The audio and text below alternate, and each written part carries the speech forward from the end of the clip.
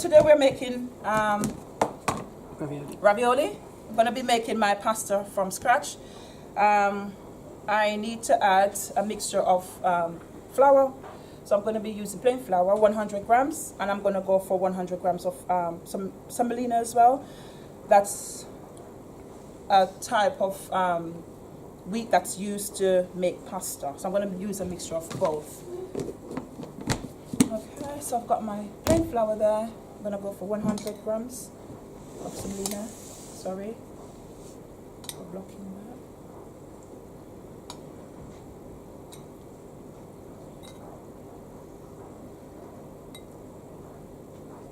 A bit more. Right. I'm only going to add a tiny bit of salt for taste. Okay. It's a tiny bit, but I poured out a lot. And I've got 2 eggs that I'm going to be using. I'm not going to work on my scale, so it's okay for me to remove that and mix these together. Making a well. When you're making pasta, you can work directly onto the surface, or you can use a large bowl. I'm using a large bowl. I need 2 eggs, but I'm not going to crack my egg directly into the mixture, so I'm going to crack them separately just to ensure that I haven't got bits of shell going in, or specks of blood, or any unwanted material going in. So just as to be safe, on the safe side, cracking them separately. Right, I'm going to use my fork to incorporate all my flour, or to mix ingredients together. See, I'm working inwards, going out. The only disadvantage of this now is that I can't do my question and answer session. Right, the idea is to get all the dried ingredients mixed in, and I should be getting a soft dough. I'm going to do away with my fork now, and we could develop this recipe, and I'll go into that in a minute when asked for maybe developing for special dietary needs. I may need a bit of water, so I'm going to add a bit. Instead of using more, I'm going to just use a bit of this egg that I've already got here. I need to get a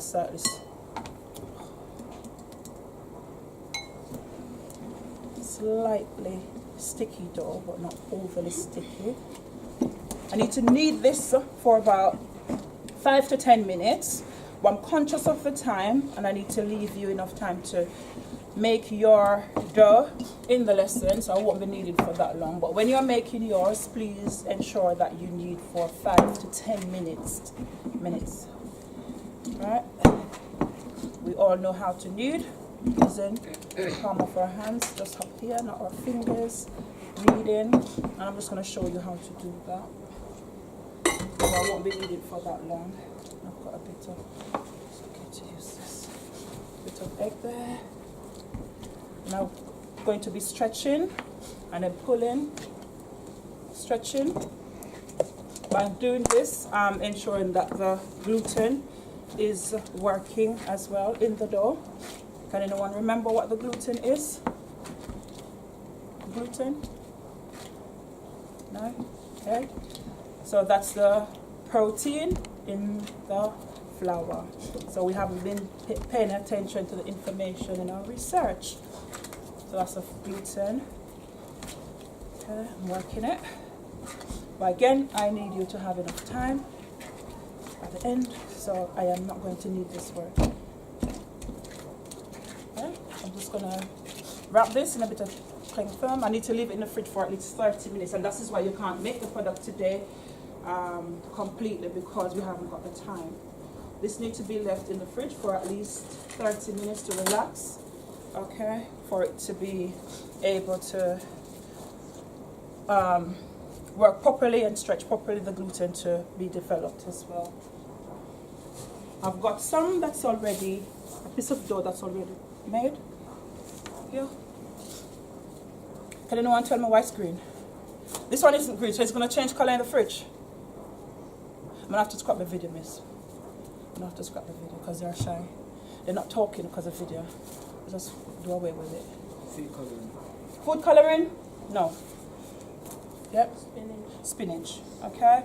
So this is what I was talking about in terms of developing the product to make it suitable for people maybe watching their diets or because of special dietary needs. For example, if someone is allergic to gluten, you can go for gluten-free flour. If I want to be eating a bit more healthy, instead of having just starch, carbohydrate, with a bit of protein, I could incorporate nutrients, okay, in a simple way.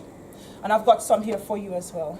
So we've got spinach here, we've got beetroot here, so I'm going to give you a challenge to use them as well. Right, talking too much now. Right, I'm going to be making my ravioli. I'm going to separate this dough, first of all. So I've got spinach here, so additional nutrients going in. I'm going to flatten. I've already kneaded it, so I don't need to knead it again. Got a bit of flour. I'm going to flatten slightly.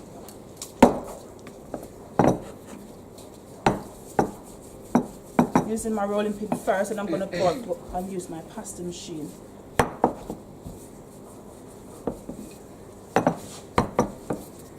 So it's important to have flour on your surface, or you can use the salami. I'm going to get tongue-tied. I can hear it coming out. What can I use? I mean, you know when you make the pasta, you're going to come out green. Yes. The color's not going to go in the water. What did I say that flour was again? I got to get it tongue-tied. Yes, I know I'm going to get tongue-tied. I hear it in my head. Yeah, so we can use it on the surface as well as our plain flour. And I'm going to use a little bit in the pasta machine as well so it doesn't stick. Okay, I'm just going to, should be doing it the other way. Right. I'm going to pretend as if I'm left-handed and try to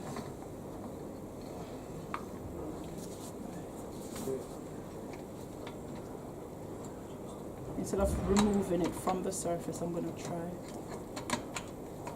Right, I need to move the dial to a slightly smaller one. Right, this is not working for me now. I need to lift it, then put it back in the groove. You could try it for me, Isaiah. Go on. Just roll so it picks it up. That's because the end of it is a bit thicker and it's flattening. You coming through? Yep. Go on. Roll it, roll it. It's not that fragile. Go on.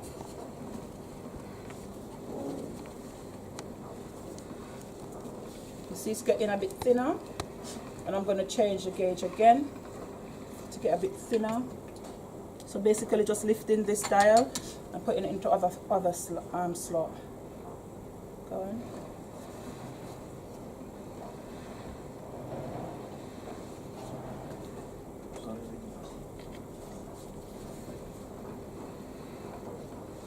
And I'm going to get a tiny bit thinner.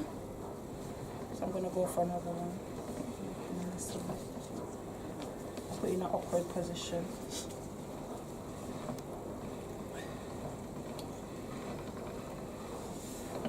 Can we see through it? No, let me go for another one. One more time.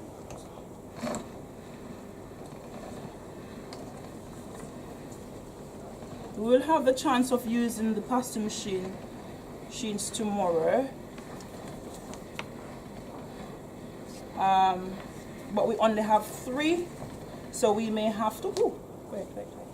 We may have to use rolling pin as well. Don't worry about it. And we will be working in pairs so we can help each other. And I'm only going to be rolling out one because I'm conscious of the time. I need to fill. Go on. It will straighten itself out.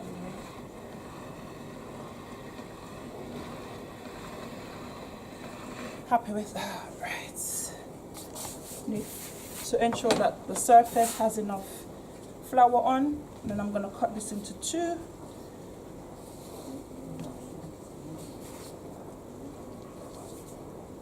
I'm just going to show you an example of what you should have tomorrow. Should have taken out the larger knife. Right. So what are we making again? Ravioli. So we obviously need to have filling. So I've got a bit of chicken that was cooked in a bit of garlic, a bit of sauce with onion. And basically what I'm going to be doing is placing a bit on the sheet. Okay.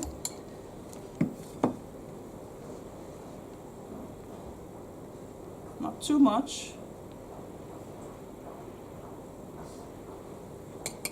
So maybe make 3, 4, 5.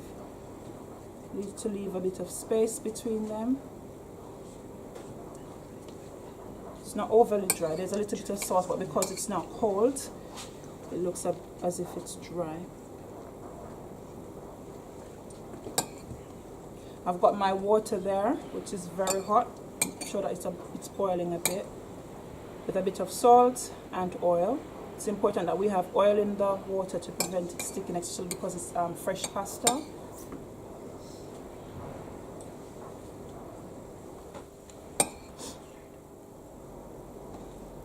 I know that some people mentioned since they walked in that they are struggling with ideas for filling. After this, hopefully we can get a chance to plan for tomorrow and then come to an agreement within our groups. Right. I've got that so far. What do I need to do now? Anyone has any idea? I'm going to go ahead and I need to brush around each of my filling. Okay. And the idea for doing that, what's the reason again, Isaiah? To allow it to stick. Okay. I may make them a tiny bit smaller than what I've got. And we don't need to add too much egg mixture. Okay, we're not giving them a bath. It's just to allow the pasta to stick.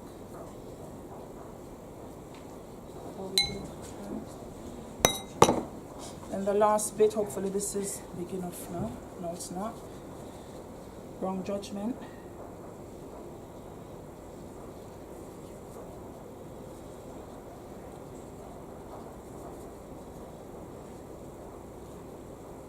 You could just wrap the last bit over though, couldn't you? Yeah. If you need to.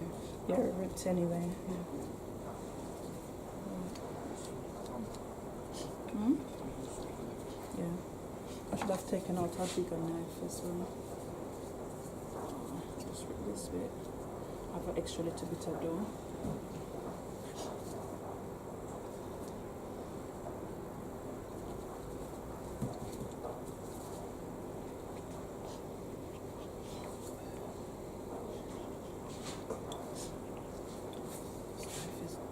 Blood. I took the worst knife out the thing.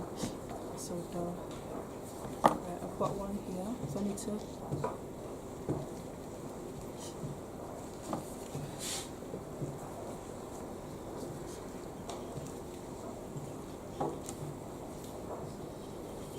any leftover bit, you can go again. Please don't cut too much into my surface tomorrow if you're using a knife.